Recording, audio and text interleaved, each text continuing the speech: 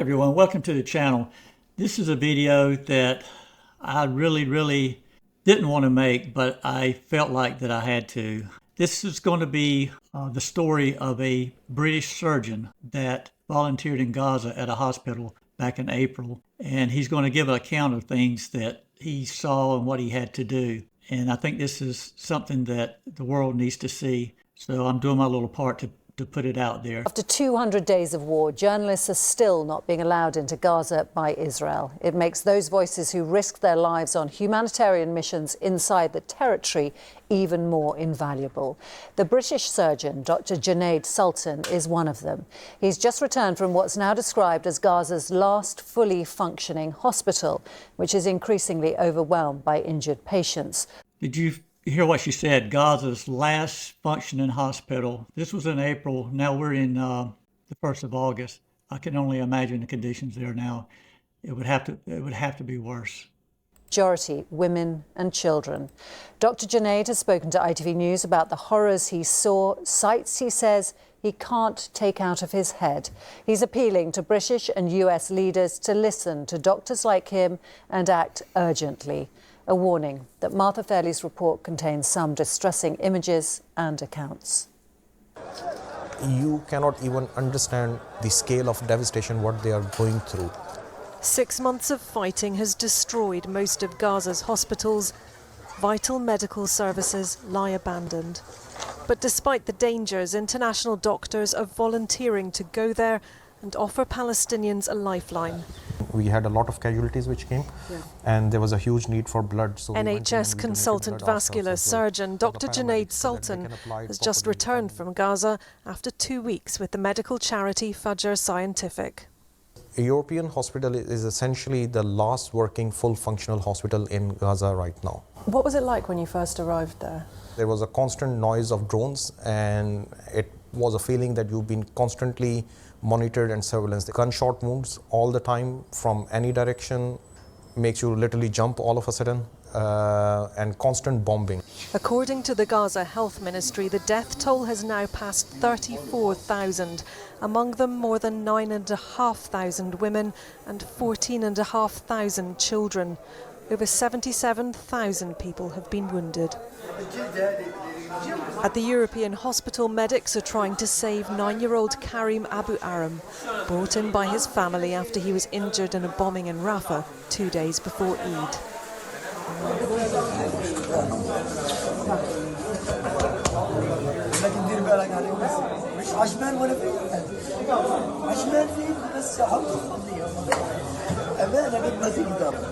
After 12 hours of surgery by the Fajr team, he's in a critical condition. His arms and legs shattered, along with his dreams of being a policeman when he grows up. That could be your child, your child or grandchild, or my child or grandchild. You know, just because this kid didn't win the birth lottery of being born in the United States, no one deserves this. None of us are better than others. No nationality, no race. Why does this little boy have to go through this? You know, it's beyond understanding. I can't understand it. We had a lot of women and children who presented to A&E with that sort of trauma. And the worst thing was the gunshot wounds. The gunshot wounds in kids, which makes absolutely no sense. This was a bullet which was in the left. Now he's talking about gunshot wounds in kids. And I've never been in the military. I've never been in warfare. But I've watched a lot of war footage, and I've watched a lot of interviews with soldiers. I think it's pretty unusual for civilians, especially civilian kids, to be shot. I think it's the exception. But apparently a lot of kids are coming in to these hospitals with gunshot wounds. And one can only come to the conclusion that they were shot on purpose. We had kids with gunshot wounds to their different parts of the body, and we were just treating them on every day. And it was very sad to witness a 10-year-old boy who came on the last day basically as a victim of the bombardment. I want you to listen carefully, folks. Listen to this story very carefully. If this don't break your heart, then you're not human. And he had multiple injuries, but the most devastating which you could see were both of the feet were completely mangled, and they were just hanging by small amount of tissue. And this was a just 10-year-old boy who was screaming because of the pain. And he didn't have any painkillers because of lack of the painkiller medications. And You heard what the doctor said. He did not have any painkiller. He didn't even have an aspirin to offer to the child. We here in America, we can't even imagine that. When we go to the hospital for any little pain, we expect to be treated and expect to have relief. Can you imagine having both of your feet just dangling on by a little skin and tissue? And the doctor says, I have nothing to give you. And by the way, I'm going to have to remove those, and I have nothing to give you for even more pain that's going to be inflicted upon you. When he arrived, we had no other solution apart to offer him the amputation to save his life, basically, because otherwise he could have bled to death. But the way when I saw those in a 10-year-old, that was, I cannot just take that out of my head. I literally cried watching him.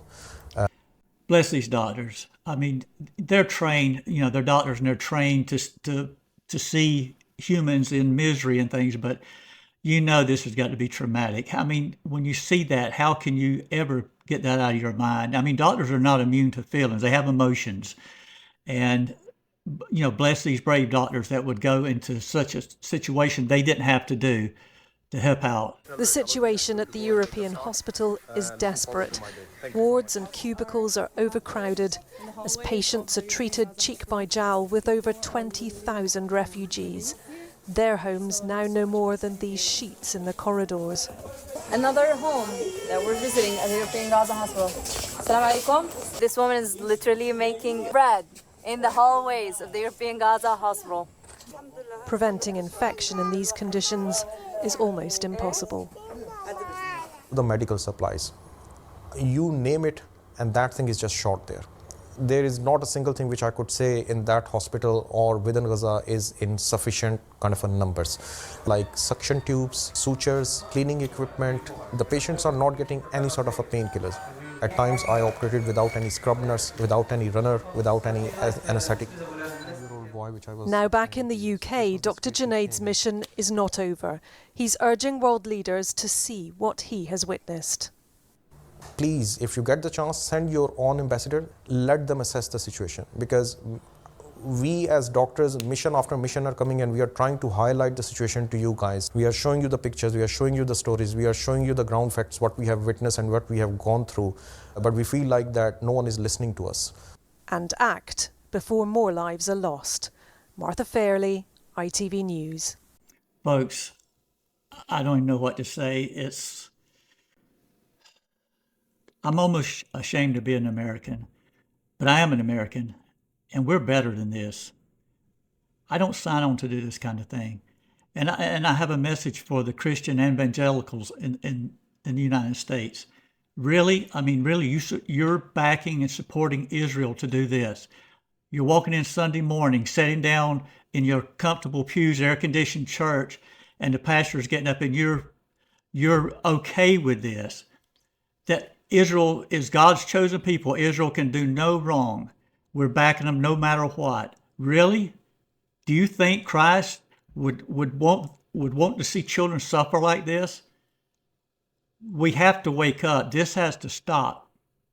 What Israel's doing is wrong. It's genocide. I'm not taking up for Islam or Muslims or anybody. I'm a Christian, but I'm ashamed of what my country is doing. And I'm asking everybody to wake up. And we're better than this. We can't do this to children. How do you know this is going on and still support Israel? I just don't get it. I'm beyond words. I'm beyond words.